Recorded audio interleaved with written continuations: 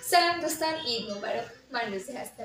امروز شما را با خود همراه میکنم تا از صبح تا شب عید را با من جشن بگیرید و تمام لذت زیبایی آن را با هم تجربه کنید. در بنگلادش صبح عید را با شمای شاهی ٹکرا و گیره شروع میکنیم. نگاه کنید که چقدر خوشمزه به نظر میرسد.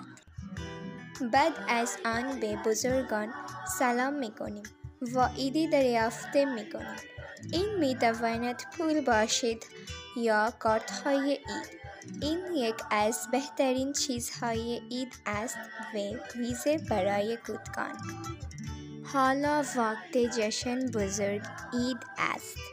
امروز پلو، رست، گوشت، کباب، گاو و خیلی غذاهای خوشمزه داریم. در عید مادرم‌های عید و برنامه‌های واگیده نمایشی تماشا می‌کنیم. حالا من به خانه عموی خود می‌روم.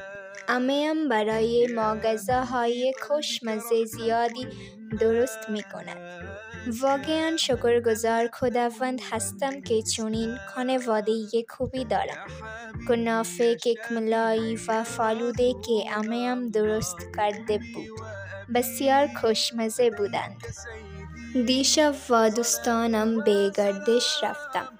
ما خیلی گذشت و غذا کردیم. غذا خوردیم و خیلی گپ زدیم. این پایان ولاگ عید من است.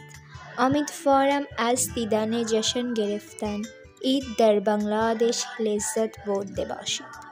در نظارت به من بگویید امسال عید خود را چگونه جشن گرفتید. فراموش نکنید که لایک کنید. به اشتراک بگذارید. عید مبارک.